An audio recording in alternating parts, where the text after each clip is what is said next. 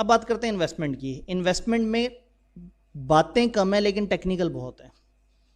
इसमें गिनती के तकरीबन 2 सेक्शंस हैं जिसके अंदर सारी डिस्कशन हो रही है, लेकिन उसको समझने से पहले हमें बहुत सारी डायनामिक समझने पड़ते हैं। तो आई होप के सामने वाले हाजरीन वो डायनामिक समझने के लिए तैयार हैं। अल्लाह खैर करे, अल्लाह आपके हौसलों को बुलंद रखे और डे एंड तक आप लोग मुझे बर्दाश्त करने की सलाहियत दिखा सकें। एक कॉन्सेप्ट होता है एसोसिएटेड कंपनीज और अंडरटेकिंग्स का।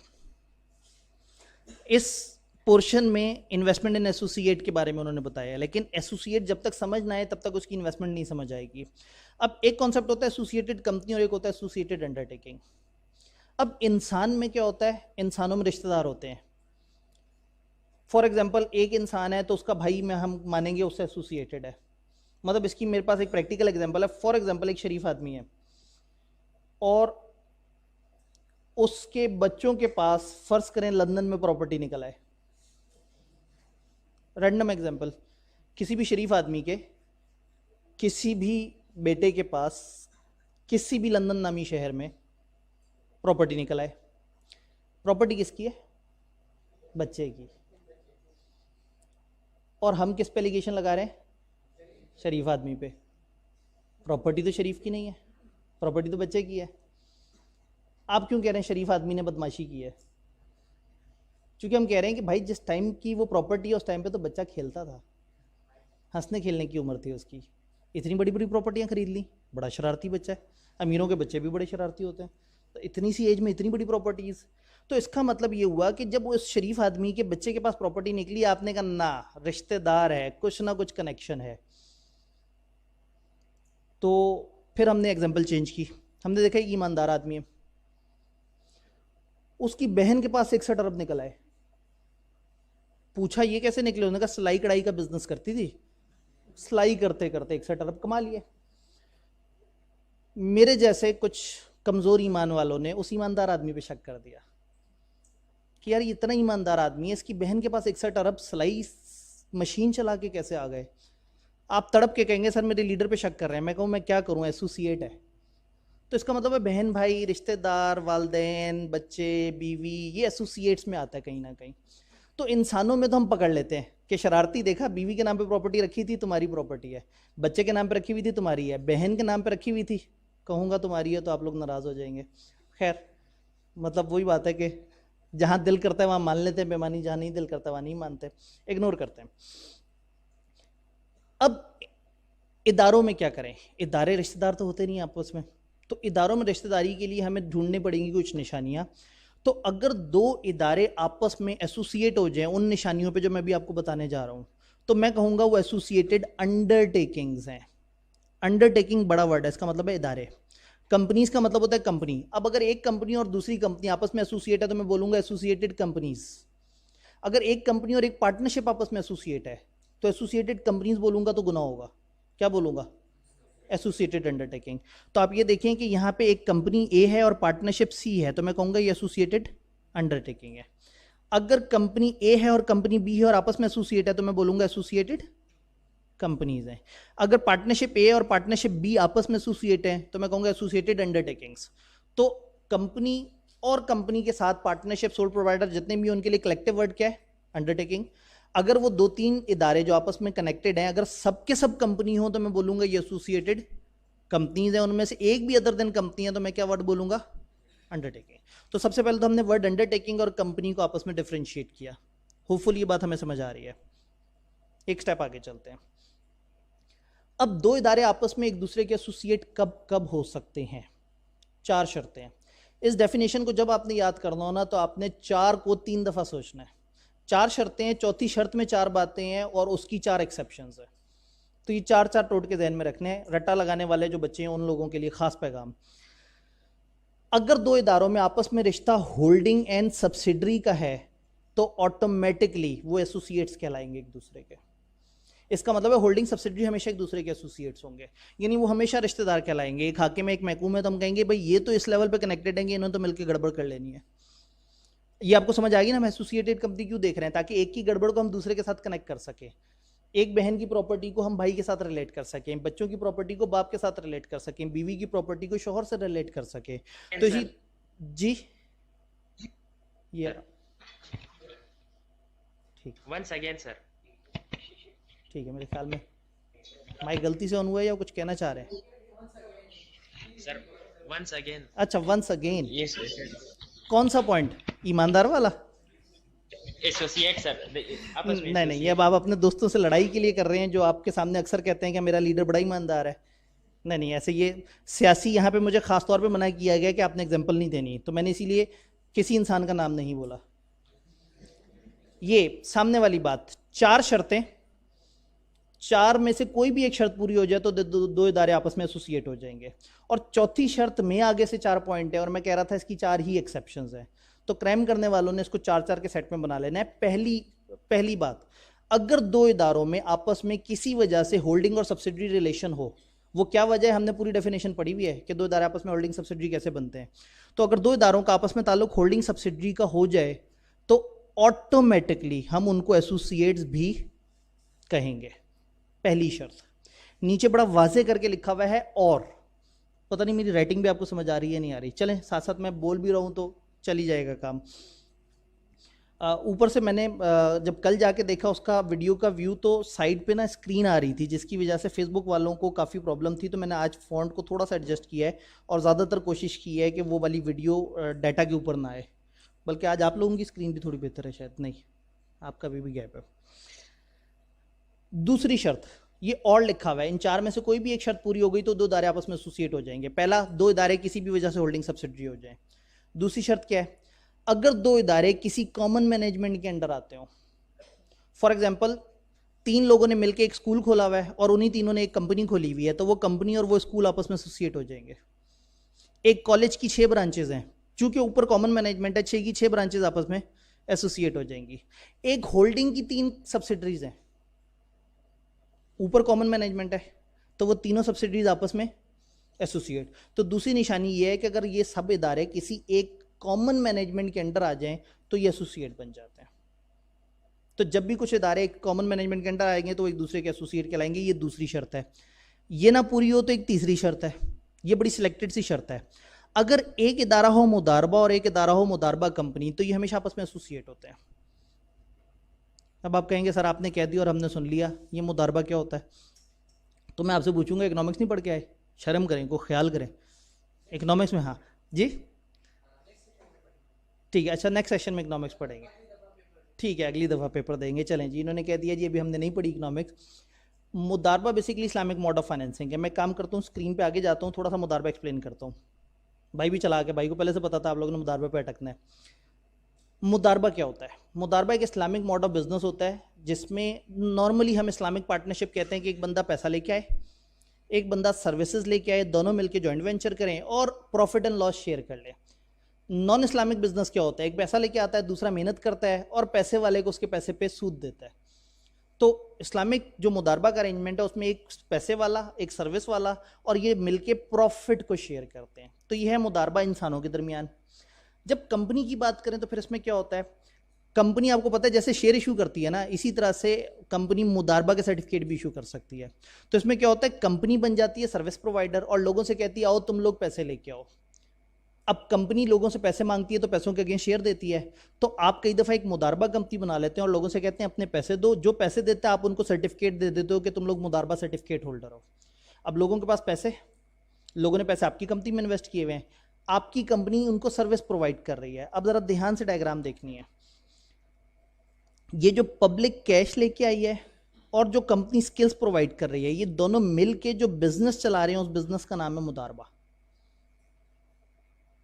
लोगों ने पैसे दिए, कंपनी ने स्किल प्रोवाइड की और फर्नीचर की एक दुकान शुरू कर ली फर्ज करें, तो वो फर्नीचर की दुकान जो बिजनेस है उस बिजनेस का नाम क्या है? मुदारबा। और वो कंपनी जो सर्विस प्रोवाइड कर रही है उस बिजनेस को, उसका नाम है मुदारबा कंपनी। समझ आ रहा है? 3 इंसानों का जिक्र हो रहा है, एक जनरल पब्लिक पैसे लेके आई, दूसरा मुदारबा कंपनी सर्विस प्रोवाइड की, और तीसरा इन दोनों के इश्तराक से जो बना मुदारबा।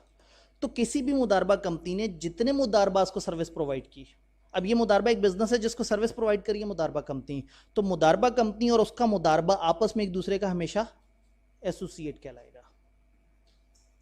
तो मुदारबा और मुदारबा हर कंपनी, पब्लिक कंपनी जो है वो मुदारबा ही होगी। क्या चीज? नहीं हर पब्लिक कंपनी मुदारबा ही जी, पब्लिक कंपनी लोगों से पैसे लेती है, लेकिन हमेशा रूल इस तरह से नहीं है। मुदारबा कंपनी के लिए आपको सेपरेट लाइसेंस चाहिए होता है। मुदारबा फ्लोटेशन एंड कंट्रोल ऑर्डिनेंस है 1981 का। आप वहां जाते हैं, अपने आप को रजिस्टर करवाते हैं और कहते हैं कि जी मुझे मुदारबा कंपनी के तौर पे लाइसेंस दें। फिर मुदारबा के बेस पे आपको प्योर इस्लामिक अरेंजमेंट पे बिजनेस चलाना होता है, जिसमें 100% शरिया कंप्लाइंट फाइनेंसिंग होती है। और फिर वो जो not based on interest securities है, इसमें उसका कॉन्सेप्ट आ जाता है। तो दिखने में हर कंपनी मुदारबा कंपनी लगती है, लेकिन मुदारबा कंपनी वो है जो जेन्युइनली मुदारबा के कानून में रजिस्टर हुई है। तो अब वो कंपनी जो मुदारबा के कानून में रजिस्टर होकर मुदारबा कंपनी के तौर पर रजिस्टर हो, और वो कंपनी जिस भी मुदारबा को सर्विस देगी, तो वो वाला मुदारबा और वो वाली मुदारबा कंपनी आपस में क्या हो जाएंगे? एसोसिएट। वापस पीछे जाते हैं। हमने तीसरी बात की थी कि अगर एक मुदारबा और एक मुदारबा कंपनी हो तो ये हमेशा एक दूसरे के एसोसिएट बन जाएंगे। अब चौथी बात करते हैं। अगर कोई एक शख्स दो इदारों में कॉमन हो और वो किसी बड़ी पोजीशन पे बैठा हो दोनों इदारों में, तो वो दोनों इदारों को एसोसिएट करवा देगा। अब ये बड़ी पोजीशन किसे कहते हैं? 4 पोजीशंस मैं आपको बता रहा हूं कि वो बड़ी होती हैं। सामने ग्रीन से लिखा हुआ है ओनर, पार्टनर, डायरेक्टर और कम से कम 20% का शेयर होल्डर। भाई इदारे 3 तरह के होते हैं ना, सोल ट्रेडर होता है, पार्टनरशिप्स होती हैं और कंपनियां होती हैं। सोल ट्रेडर में सबसे बड़ा इंसान कौन होता है? ओनर। पार्टनरशिप में सबसे बड़ा कौन होता है? पार्टनर। कंपनी में 2 तरह के लोग होते हैं, डायरेक्टर और मेंबर। तो डायरेक्टर्स हो गए बड़े, और मेंबर में हमने क्राइटेरिया रख दिया 20%। तो इसका मतलब है ये 4 पोजीशंस हैं इदारों में बड़ी। तो अगर कोई एक शख्स 2 इदारों में इन 4 में से किसी भी पोजीशन पे बैठा हो, तो उस एक बंदे की वजह से वो 2 इदारे आपस में एसोसिएट हो जाएंगे। ये बड़े ध्यान से सुनने वाला रूल है। अगर एक बंदा एक वक्त में 2 इदारों में इन 4 में से किसी भी एक पोजीशन पे बैठा है तो दोनों को एसोसिएट कर देगा। मैंने आपको बताया कि इन्वेस्टमेंट वाला पोर्शन इस चैप्टर में लॉजिकल है, समझने वाला है, लेकिन समझ आ जाए तो बहुत आसान है। मैं मिस्टर वाई की एग्जांपल देने लगा हूं आपको। मिस्टर वाई, ये जो मैंने व्हाइट कलर से लिखा है, मिस्टर वाई डायरेक्टर है एबीसी लिमिटेड में और पार्टनर है एक्सवाईजी पार्टनरशिप में। तो मिस्टर वाई एक बड़ी पोजीशन पे है एक्सवाईजी पार्टनरशिप में और एक बड़ी पोजीशन पे एबीसी लिमिटेड, और बड़ी पोजीशन ये 4 है। तो एबीसी लिमिटेड और एक्सवाईजी मिस्टर वाई की वजह से एसोसिएट कहलाएंगे।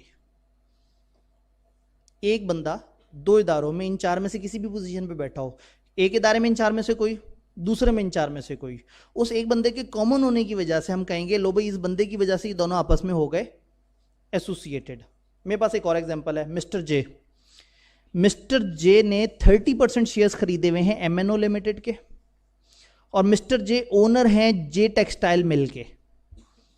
जे टेक्सटाइल मिल नामी सोल प्रोप्राइटरशिप और एमएनओ नामी कंपनी, एक जगह 20% वाली शर्त पूरी हो रही है और एक जगह ओनर वाली शर्त पूरी हो रही है। तो जे टेक्सटाइल मिल और एमएनओ लिमिटेड ये आपस में क्या हुए? एसोसिएट। मेरे पास तीसरी एग्जांपल भी है, मिस्टर ओ। मिस्टर ओ ओनर हैं ओ बुक शॉप के, और मिस्टर ओ ओनर हैं ओ पता नहीं क्या, ओ गारमेंट्स शायद। तो ओ गारमेंट्स और ओ बुक शॉप, जिन दोनों इदारों का ओनर एक ही बंदा है, वो दोनों इदारे इस कॉमन ओनर की वजह से एसोसिएट। तो अब याद रहे कि एक इदारे में 4 में से कोई पोजीशन, दूसरे इदारे में 4 में से कोई पोजीशन। तब हमें समझ आ गया कि 4 शर्तें जिनमें से कोई भी एक पूरी हो जाए तो आप एसोसिएटेड बन जाएंगे, और चौथी शर्त में आगे से 4 बातें ध्यान में रखनी है, ये 4 पोजीशंस। अब इसकी अंग्रेजी देखते हैं। 2 or more companies or undertaking interconnected with each other in the following manner. One is the subsidiary of another. ठीक है, हमें पता है। कंपनीज और undertaking are under common management और कंट्रोल, ये भी हमें पता है। अंडरटेकिंग इज अ मुदारबा मैनेज बाय द कंपनी, वही जो मुदारबा कंपनी, ये भी हमें पता है। अब चौथा वाला किस तरह से, if a person who is the owner और अ पार्टनर और a director or who directly or indirectly holds or controls shares carrying not less than 20% of the voting power in such company or undertaking is also the owner या partner या director या 20% in any other। तो वो वाली बात जो मैंने आपको डायग्राम से समझाई थी, इन्होंने अंग्रेजी में समझाई है। तो अनफॉर्चुनेटली जब डेफिनेशन आती है तो वहाँ आप ये वाला जुमला अपने अल्फाज में लिखेंगे तो बहुत चांसेस हैं कि आप एरर कर दें। हो सके तो आप अपने अल्फाज में बना लें, लेकिन आई वुड सजेस्ट कि आप इसको याद कर लें। अगर पेपर में आ जाए तो आप हूबहू लिखें, क्योंकि आप अपने अल्फाज में लिखेंगे तो बहुत सारे चांसेस हैं आप थोड़ी सी हेर फेर कर दें जिससे मतलब ही बदल जाए। तो अब हमें समझ आ गया एसोसिएटेड कंपनीज और अंडरटेकिंग। अब चलते हैं इसकी 4 एक्सेप्शंस की तरफ। ये जो चौथा रूल है ना कि कॉमन बंदे की वजह से इदारा एसोसिएट हो जाएंगे, इसकी उन्होंने 4 एक्सेप्शंस बताई हैं। उन्होंने कहा हमेशा ऐसा नहीं होगा। अगर डायरेक्टर्स जो है वो नॉमिनेट किए हैं गवर्नमेंट ने या गवर्नमेंट के किसी फाइनेंशियल इंस्टीट्यूशन ने, फॉर एग्जांपल फेडरल गवर्नमेंट या प्रोविंशियल गवर्नमेंट ने ए कंपनी में अपना डायरेक्टर बिठाया हुआ है, बी कंपनी में अपना डायरेक्टर बिठाया हुआ है, सी कंपनी में अपना डायरेक्टर बिठाया हुआ है गवर्नमेंट ने, तो ये तीनों आपस में एसोसिएटेड नहीं होंगी। हालांकि मिस्टर एम 3 जगह पे डायरेक्टर है, हमने कहा था ना एक बंदा उधर डायरेक्टर दोनों हो गए एसोसिएट। बट अगर मिस्टर एम को गवर्नमेंट ने बिठाया है तो मिस्टर एम भले 2 जगह पे डायरेक्टरशिप की पोजीशन में है, वो दोनों इदारों को आपस में एसोसिएट नहीं करेंगे। तो ये एक्सेप्शन हमने ध्यान में रखनी है कि कुछ केसेस में चाहे शर्त पूरी हो रही हो वो कॉमन डायरेक्टरशिप वगैरह वाली, लेकिन एसोसिएट नहीं बनते। दूसरी एक्सेप्शन, अगर इंडिपेंडेंट डायरेक्टर के तौर पे आप हैं, अगर एक शख्स इंडिपेंडेंट मिस्टर एक्स है, कंपनी बी में भी इंडिपेंडेंट डायरेक्टर है, कंपनी ए में भी इंडिपेंडेंट डायरेक्टर।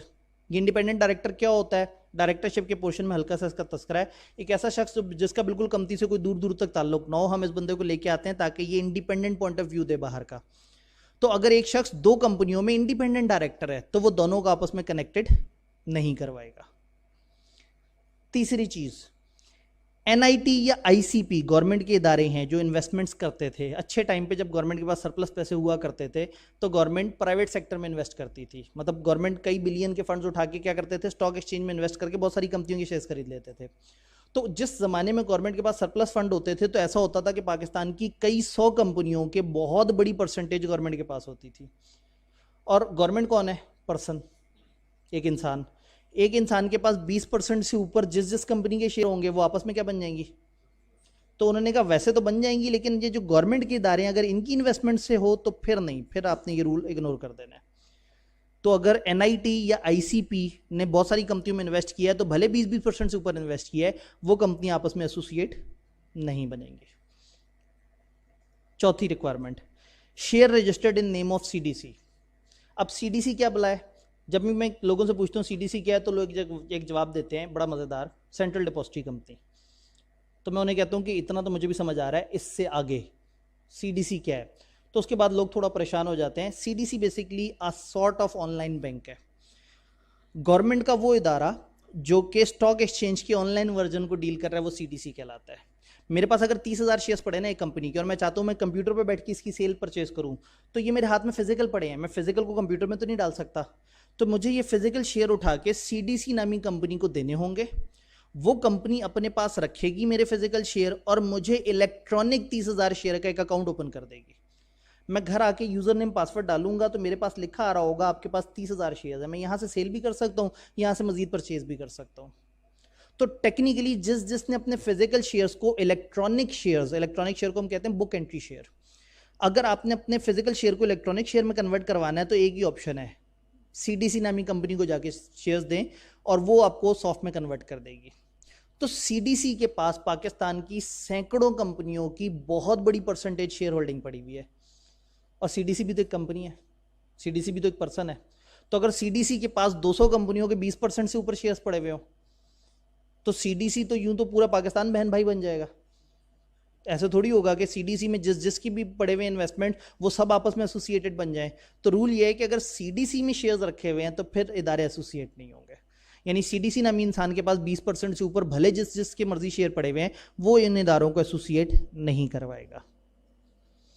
4 शर्तें, होल्डिंग सब्सिडरी, कॉमन मैनेजमेंट, मुदारबा कंपनी और उन 4 में से कोई पोजीशन वाला उन्हीं 4 में से किसी पोजीशन पे हो दूसरे इदारे में। और फिर उसकी 4 exceptions, CDC, independent director, government की तरफ से आया हुआ डायरेक्टर और गवर्नमेंट की जो इन्वेस्टमेंट कंपनियों की इन्वेस्टमेंट है।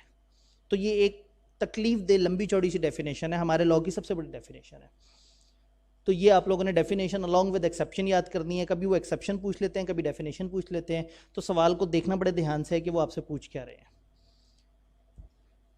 अब मैं अपने सामीन को जिस मकाम तक ले आया हूँ, आपको इन्वेस्टमेंट, आपको एसोसिएटेड कंपनीज और अंडरटेकिंग समझ आ गई है, और आपको वर्ड इन्वेस्टमेंट भी पता है। इन्वेस्टमेंट किसे कहते हैं? जब एक इदारा दूसरे इदारे को इसलिए दूसरे इदारे में इसलिए पैसे खर्च करता है कि उस पैसे से उसको कुछ मिले। ये दो फॉर्म में होता है। एक तरीका, आप दूसरी कंपनी के शेयर्स खरीद लें, तो शेयर्स पे आपको रिटर्न क्या मिलता है? डिविडेंड मिलता है, और कल को जब आप बेचते हैं तो उसमें भी कभी कभी प्रॉफिट मिल जाता है। दूसरा तरीका ये है कि आप उसको लोन देते हैं, तो लोन के अगेंस्ट वो आपको क्या देगा? इंटरेस्ट। बात तो गैर शरई है, गंदी बात है, लेकिन सिलेबस में लिखी है। तो इस वक्त जो है वो मैं तौबा करता हूँ कि मैं आपको इंटरेस्ट वाली बात बता रहा हूँ, लेकिन आपने याद करके पेपर दे के फिर भूल जाना है। तो फिलहाल आपने इस काफराना निज़ाम में पेपर देने हैं, तो फिर वो थोड़ा सा पढ़ना है कि काफिरों की सोच क्या है। तो लोन के ऊपर रिटर्न इंटरेस्ट कहलाता है, और शेयर के ऊपर रिटर्न डिविडेंड कहलाता है। तो अब इन्वेस्टमेंट का मतलब होगा किसी कंपनी के शेयर्स खरीद लेना या किसी कंपनी को लोन दे देना। अब टॉपिक क्या है? इन्वेस्टमेंट इन एसोसिएटेड कंपनीज और अंडरटेकिंग। पहले दो इदारे डिफाइन हो गए कि आपस में एसोसिएट है। अब एसोसिएट अगर एक दूसरे में इन्वेस्ट करेंगे तो उसकी क्या शर्त है? क्या एक इदारा अपने एसोसिएट के शेयर्स आराम से खरीद सकता है? अब अगेन, अगर हम ये खुल्लम खुल्ला इजाजत दे दें तो फिर वो जो ऊपर के डायरेक्टर्स हैं वो तो अपनी कंपनियों में इन्वेस्टमेंट कराते फिर कंपनी की। भाई एक डायरेक्टर है, उसका अपना एक बिजनेस है, और एक कंपनी में डायरेक्टर है, तो दोनों आपस में क्या हुए? एसोसिएट। तो वो तो अपनी कंपनी की इन्वेस्टमेंट अपने बिजनेस में कराता रहेगा। तो लॉ ने कहा ये इतना आसान नहीं है।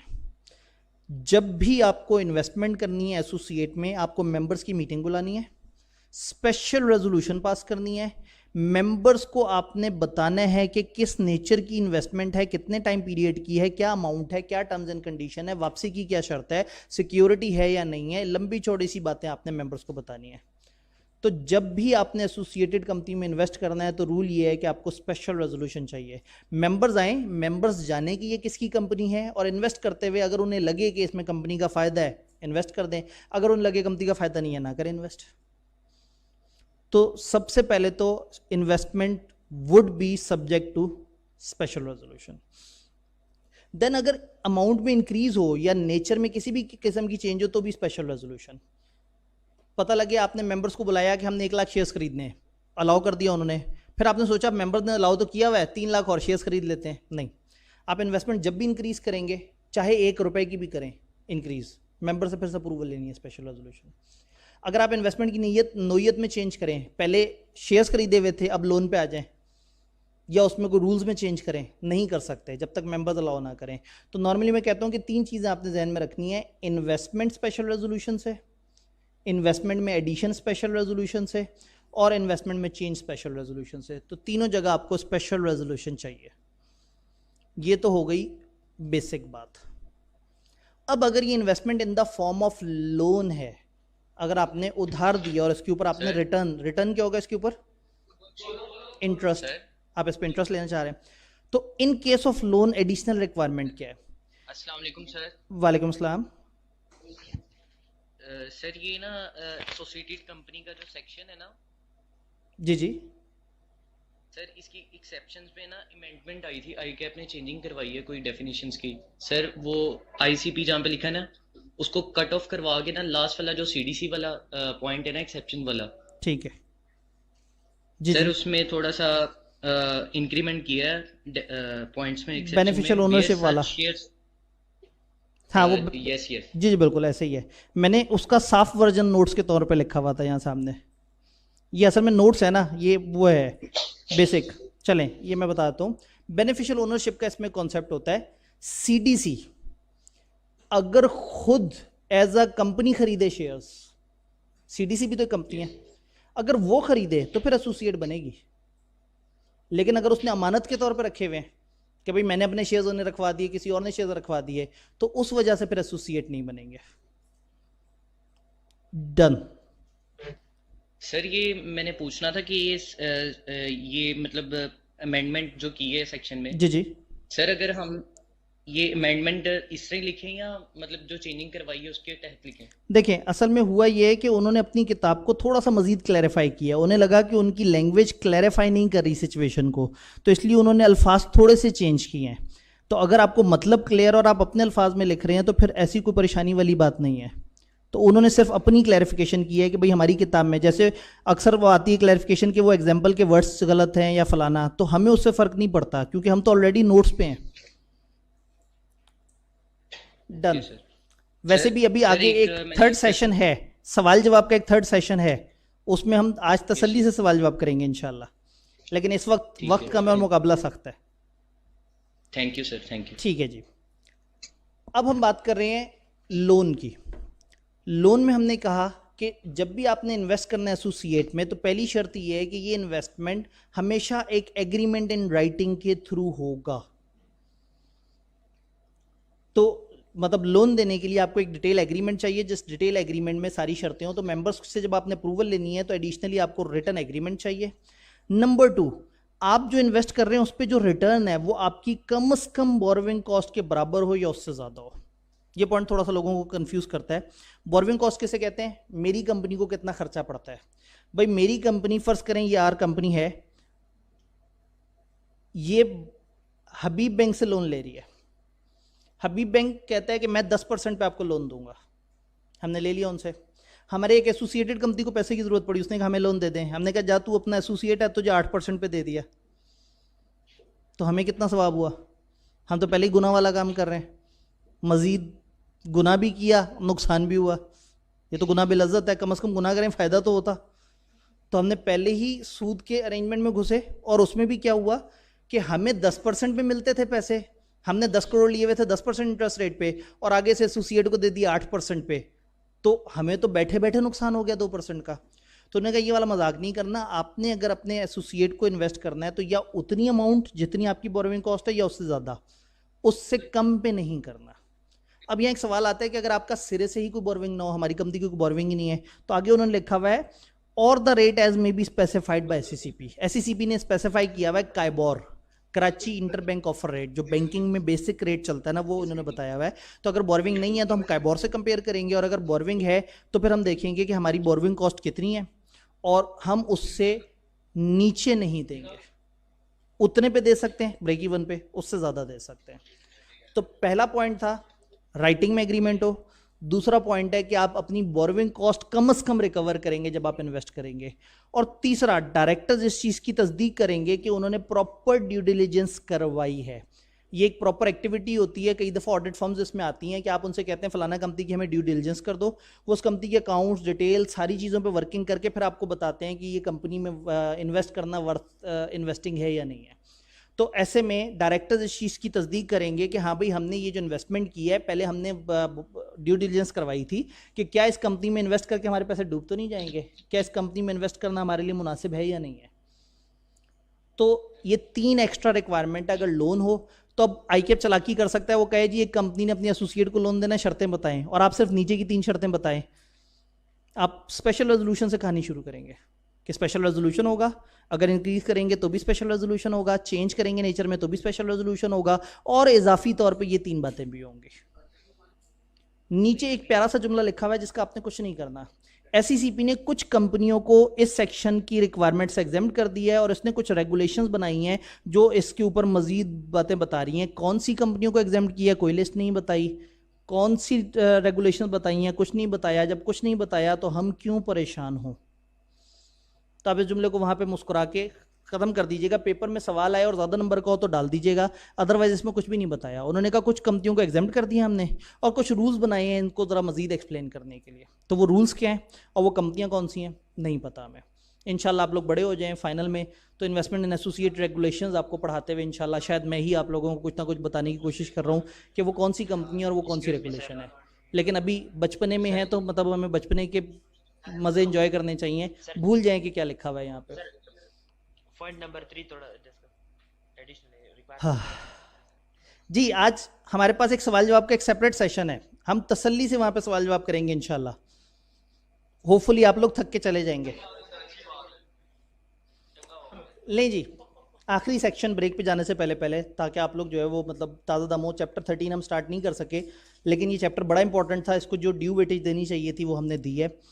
और वैसे भी आज हमारे पास सेकंड सेशन के बाद सवाल जवाब का टाइम है, तो उस वक्त तो बगैर ब्रेक के भी काम चल ही जाएगा मेरे ख्याल में। आवाम के चेहरे पे मायूसी पाई जाती है। रूल क्या है इन्वेस्टमेंट का? दूसरा सेक्शन, सेक्शन 200। अच्छा, ये जो सेक्शन वगैरह लिखे होते हैं ना, आपको याद करने की हरगिज़ ज़रूरत नहीं है। आपसे कोई एक्सपेक्ट नहीं कर रहा कि आप पेपर में सेक्शन नंबर लिखें। मैंने इसलिए कई जगह लिखे होते हैं ताकि आप उसको क्रॉस रिलेट कर सकें किताब से। अब रूल क्या है, कंपनी जब इन्वेस्ट करती है तो इन्वेस्टमेंट का जो सर्टिफिकेट है, आपको पता है इन्वेस्टमेंट का एक एविडेंस होता है। भाई एक बंदे ने आपको बताया कि मेरे पास 30,000 शेयर्स हैं, आपने कहा जरा मुझे दिखाओ तो सही। वो आपको अपने घर लेके गया, उसने अपना स्टोर रूम का दरवाज़ा खोला, फ़ौरन से शेयर्स बाहर गिर गए। 30,000 शेयर्स हैं तो जाहिर है उसने बड़ा ठोस ठोस के उसको स्टोर में भरा हुआ होगा। ये 30,000 शेयर्स किस तरह से होते हैं? एक कागज़ होता है जिस पे लिखा होता है भाईजान आपके पास 30,000 शेयर हैं, ये सर्टिफिकेट होता है।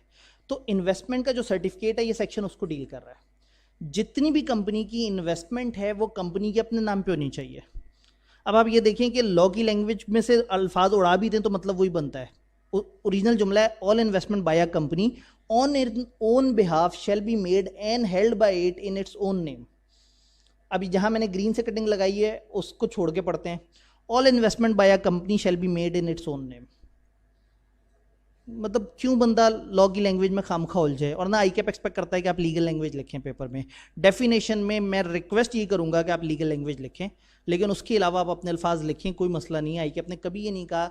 आपको इतने एग्जामिनर कमेंट्स पढ़े, कहीं ये लिखा हुआ था कि बच्चों ने जो है वो चूंकि रट्टा नहीं मारा था एज इट इज़ इसलिए वो फेल हुए। हाँ, जो टेक्निकल जार्गन है वहाँ उन्होंने कहा था कि भाई उसके साथ नाइंसाफ़ी नहीं करनी।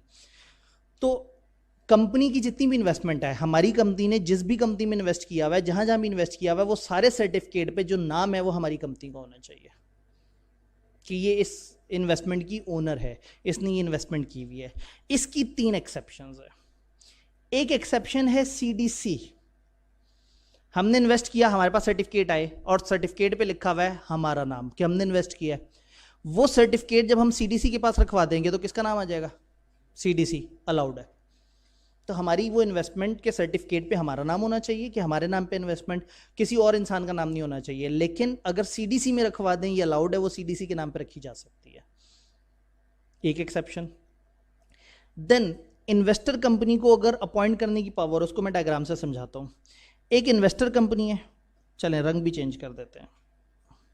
एक इन्वेस्टर कंपनी है हमारी वाई कंपनी ने एक जी कंपनी में इन्वेस्ट किया हुआ है, इसको मैं कह रहा हूँ इन्वेस्टी कंपनी।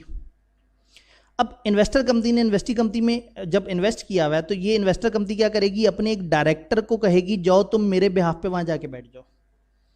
इन्वेस्टर के पास ये ऑप्शन होती है कि आप अपनी इन्वेस्टी कंपनी पे अपनी पसंद से डायरेक्टर बिठा दें। जब मिस्टर ए पहुंचे कंपनी जी के पास और कहा जी मैं आपका नया डायरेक्टर हूं, तो उन्होंने कहा भाईजान हमारे आर्टिकल्स में लिखा हुआ है कि डायरेक्टर के पास मिनिमम क्वालिफिकेशन शेयर्स होने चाहिए, आपके पास कहाँ है? बेइज्जत करके उसे निकाल दिया। वो बेचारा रोता हुआ आया अपनी वाई कंपनी के पास। उन्होंने कहा जी आपने तो मुझे बड़े भरम से भेजा था, उनका तो रूल है कि मेरे नाम पे शेयर्स होने चाहिए। तो वाई ने कहा जो मेरे हैं वो तुम्हारे ही तो हैं, क्या बात कर दी? अपने आप को खाली क्यों समझ रहे हो? ये पकड़ो इन्वेस्टमेंट। जितने शेयर्स उन्होंने कहा था, फॉर एग्जाम्पल उन्होंने कहा था 2,000 शेयर्स की रिक्वायरमेंट है, उतने शेयर ये कंपनी अपने सर्टिफिकेट जो इसके नाम पे है उसमें से मिस्टर ए के नाम पे रखवा देगी, ताकि मिस्टर ए इज्जत से वहां जाके डायरेक्टरशिप की कुर्सी पे बैठ सके। कंपनी ज़्यादा सियानी होगी तो जॉइंट नेम पे रखवाएगी कंपनी और डायरेक्टर, और डायरेक्टर अगर बहुत ज़्यादा भरोसे वाला है तो खाली इसके नाम पे भी रखे जा सकते हैं। अब इस सेक्शन को अवेल करने का ये मतलब नहीं कि आप 3 लाख शेयर्स उसके नाम पे रखवा दें, उतने रखवाएं जितने उसको वहां डायरेक्टर बनने के लिए। मैं दोबारा केस स्टडी खोलता हूं।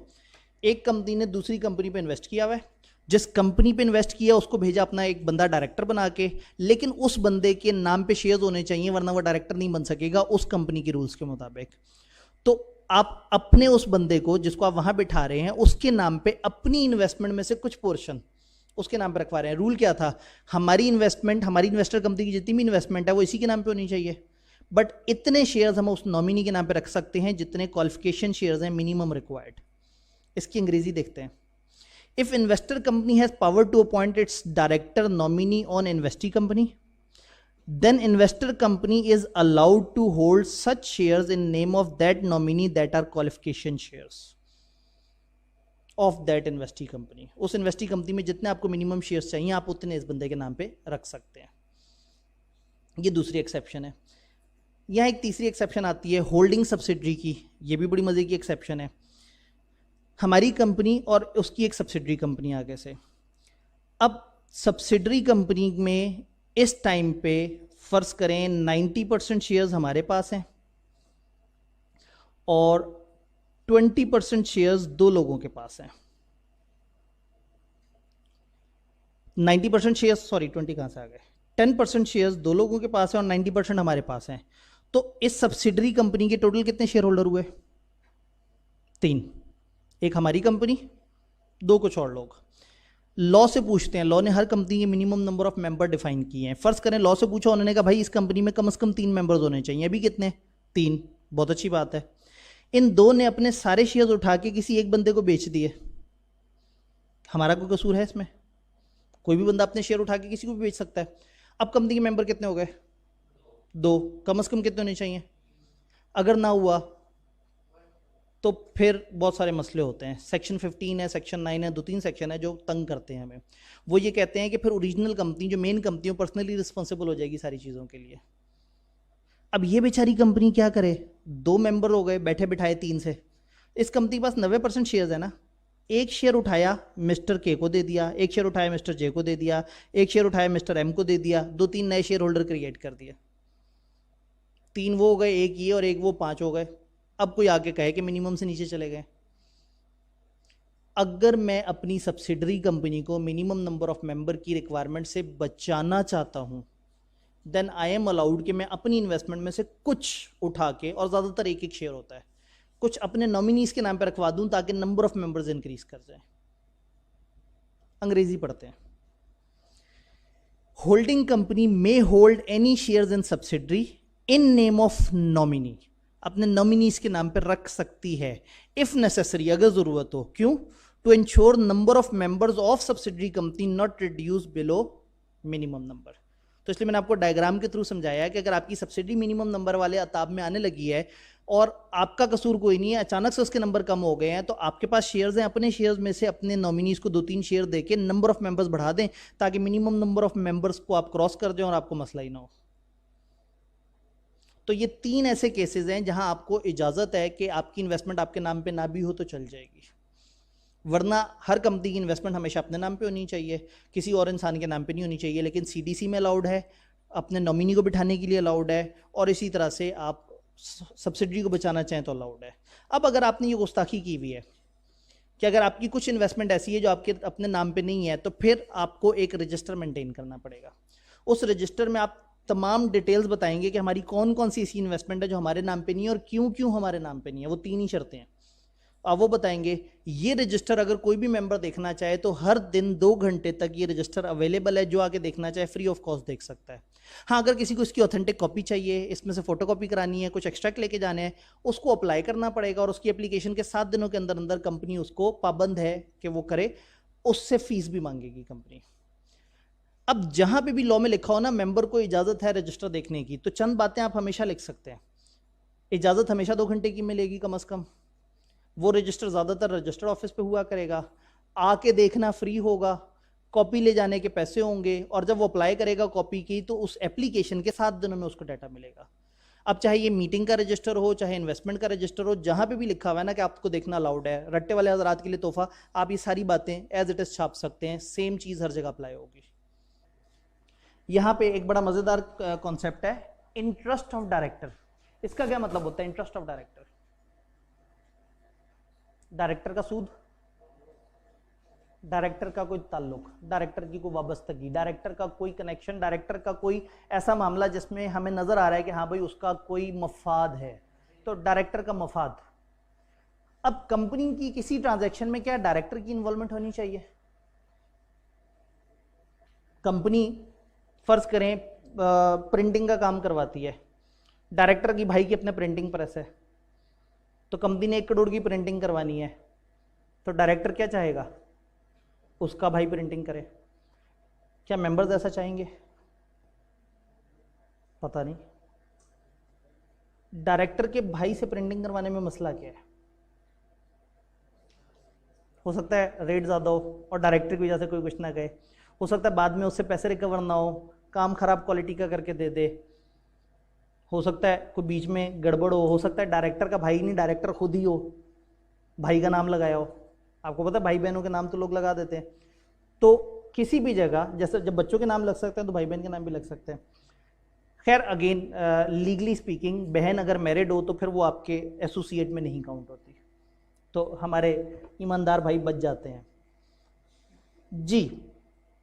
तो पॉइंट ये है कि हम डायरेक्टर का अगर कोई ताल्लुक है तो वहाँ अगर कॉन्ट्रैक्ट करेंगे तो फिर काम खराब होगा दोनों तरफ से, या डायरेक्टर बीच में गड़बड़ करेगा, या कल को अगर वो काम खराब क्वालिटी का निकला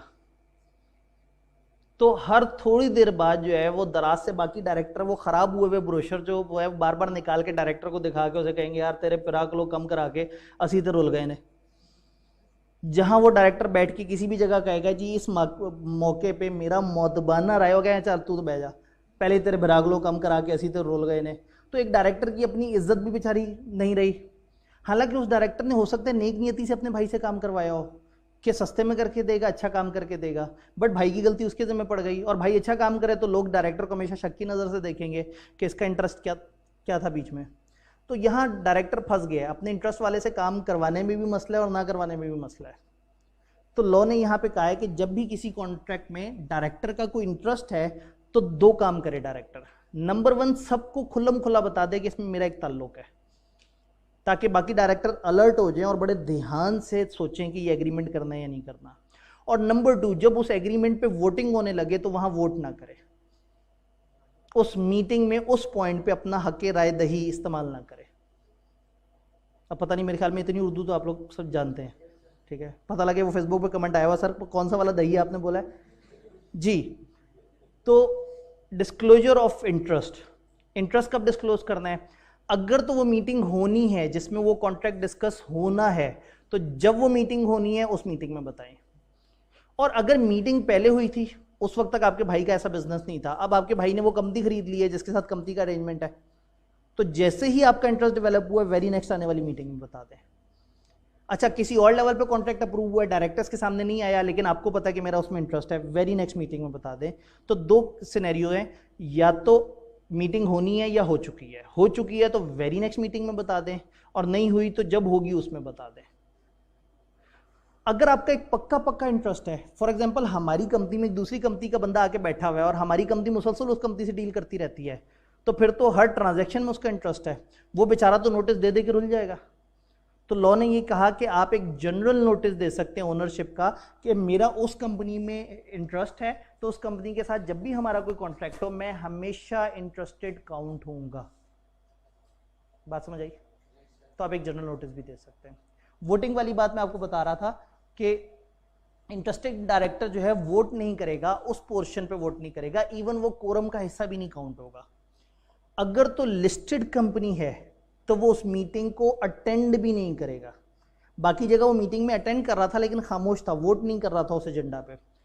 लिस्टेड में तो वो मीटिंग से वॉकआउट कर जाएगा, उसकी मौजूदगी भी उस इवेंट के वक्त नहीं होनी चाहिए। तो अगर किसी का इंटरेस्ट हो तो उसके बारे में लॉ ने ये बताया। इसकी दो एक्सेप्शंस हैं, दो जगह पे इंटरेस्ट होने के बावजूद भी आप वोट कर सकते हैं। कहाँ? पहला है private company neither subsidiary nor holding of public. इसको याद रखने का आसान हल है अखीर प्राइवेट कंपनी, क्योंकि कहीं प्राइवेट लिखा होता है, कहीं private not subsidiary of public होता है। इधर तो बहुत ही गुस्से में आ गए, private company neither subsidiary nor holding of public, तो ये अखीर प्राइवेट कंपनी है। वो जो एक जिसमें सिंगल एलिमेंट था वो शदीद प्राइवेट कंपनी थी और सादा, तो प्राइवेट, शदीद प्राइवेट और अखीर प्राइवेट, तो ये अखीर प्राइवेट कंपनी है, इसमें इजाजत है। ऐसी प्राइवेट कंपनी में तो होता ही है, 2-3 बंदों की कंपनी है, उन्हीं की ट्रांजैक्शंस होती हैं, उन्हीं के साथ ही सब कुछ चल रहा होता है। तो वहाँ इजाजत है कि अगर आपका इंटरेस्ट है कोई बात नहीं, आप वोट करो। छोटी सी तो कंपनी है, ना इसका पब्लिक से ऊपर ताल्लुक ना नीचे ताल्लुक, ना इसकी होल्डिंग में पब्लिक ना सब्सिडरी में पब्लिक, तो दूर दूर तक ये, मतलब इसीलिए मैं कह रहा हूँ ये बहुत ही कोई अखीर प्राइवेट कंपनी है। तो ऐसी प्राइवेट कंपनी में उन्हीं 2-3 लोगों का इंटरेस्ट है, उन्हीं की ट्रांजैक्शन है, करते रहने दें, अपने बॉम्ब पे खुद को लाड़ा मार रहे हैं। इसी तरह से अगर डायरेक्टर ने श्योरिटी के तौर पे काम किया है, उसने कहा मैं कंपनी का श्योरिटी बनता हूं, और कंपनी का श्योरिटी बनने की वजह से उसको पैसे देने पड़ जाएं, तो वो पैसे वापस कौन देगा? कंपनी। अगर कंपनी के साथ ये कॉन्ट्रैक्ट हो कि आपकी वजह से मुझे पैसे देने पड़े तो आप वापस करेंगे, तो ये कॉन्ट्रैक्ट है तो इंटरेस्ट का, लेकिन ये उसका हक है, एक डायरेक्टर ने अगर कहीं कंपनी की गारंटी दी है तो उसका हक है कि कंपनी उसको कंपनसेट करे। इस कॉन्ट्रैक्ट की डिस्कशन में अगर वो बैठना चाहे तो बैठ सकता है। तो दो एक्सेप्शंस हैं जहां वो इंटरेस्ट होने के बावजूद बैठ सकता है, एक अखीर प्राइवेट कंपनी और एक वहां जहां उसने कंपनी का श्योरिटी के तौर पे काम किया और अब कंपनी के साथ उसका कॉन्ट्रैक्ट है कि कंपनी उसको इंडेमनीफाई करेगी, अगर उसका कोई नुकसान हो गया श्योरिटी बनने की वजह से कंपनी उसको भर के देगी। डन। किसी और ऑफिसर का भी अगर कोई इंटरेस्ट होगा तो उसको भी चाहिए वो डायरेक्टर्स को बता दे। एक छोटी सी बात, यहां पे अब हम तीसरे लेवल पे एंटर होते हैं, चौथे लेवल पे अदर ऑफिसर्स। अदर ऑफिसर्स की कहानी इतनी ज़्यादा मुश्किल नहीं है, थोड़ी तेज़ी से ख़त्म हो जाएगी इंशाल्लाह। रिलेटेड पार्टी के ऊपर हमने बात करनी है, हमें थोड़ा सा इंटरेस्ट ऑफ डायरेक्टर और इस तरह के सारे टॉपिक्स अब हमारी नज़र से गुजरे हुए हैं, हमें थोड़ा सा समझ आ गई है चीज़ों की। अब एक टॉपिक आता है किताब में, रिलेटेड पार्टी ट्रांजेक्शन। कोई ऐसी पार्टी जो हमारी कनेक्टेड पार्टी है उसके साथ अगर कंपनी की ट्रांजैक्शन है, अब इसमें एक अजम्पशन ये होती है कि वो ट्रांजैक्शन नॉन आर्म्स लेंथ हो, यानी कि वो मार्केट टर्म्स पे ना हो, थोड़ा सा हमने कोई फेवर शेवर, कोई एडिशनल बेनिफिट देने की किसी को कोशिश की हो। तो अगर हम किसी को बेनिफिट देने की कोशिश करते हैं अदर देन नॉर्मल जो हमारी कंपनी की ट्रांजैक्शन है और वो पार्टी हमारी कनेक्टेड पार्टी है, तो फिर हमें कुछ पॉलिसी के मुताबिक करना होगा। वो तो हम आगे देखेंगे कि वो पॉलिसी क्या है, किस तरह से होती है। इस वक्त जो डिस्कशन है कि वो ये है कि वो रिलेटेड पार्टी किसे कहते हैं, मतलब कौन से ऐसे लोग हैं जिनको हम कंपनी के रिश्तेदार कहेंगे। इंसानों में तो आसान है ना भाई, इंसान के कजन, चाचे, मामे, ताए, भाई, बहन, वालदेन वगैरह, तो हम कहते हैं वो इंसान के इर्द गिर्द के कनेक्टेड लोग हैं। जब मैं कंपनी की बात कर रहा हूं तो कंपनी में रिलेटेड पार्टीज कौन सी हो सकती हैं, कंपनी में कौन से ऐसे लोग हो सकते हैं जिनको हम कह सकते हैं कि हाँ भाई ये तो इस कंपनी के बड़े ज्यादा कनेक्टेड लोग हैं, इनका कंपनी के साथ बड़ा गहरा ताल्लुक है।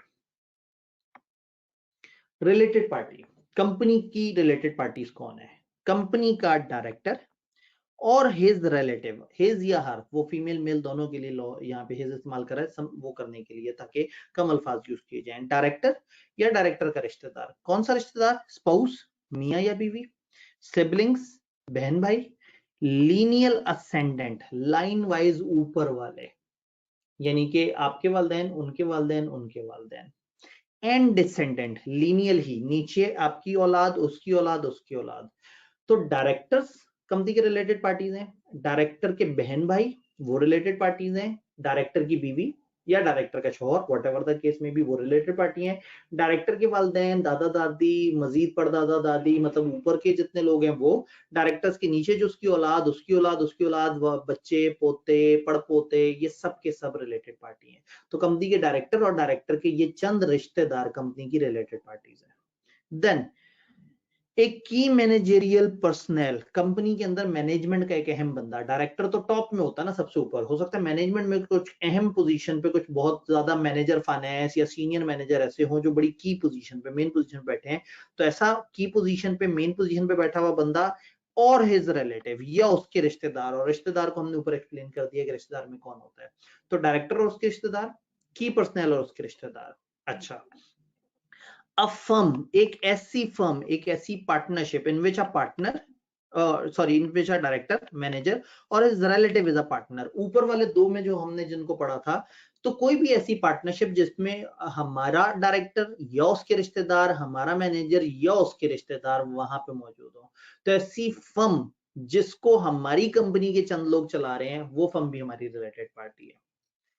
अब प्राइवेट कंपनी, ऐसी प्राइवेट कंपनी जिसमें डायरेक्टर या मैनेजर मेंबर है या डायरेक्टर, कोई भी और ऐसी प्राइवेट कंपनी जिसमें हमारा डायरेक्टर या हमारा कोई जो वो है मैनेजर है वो उस प्राइवेट कंपनी में मेंबर है या डायरेक्टर है।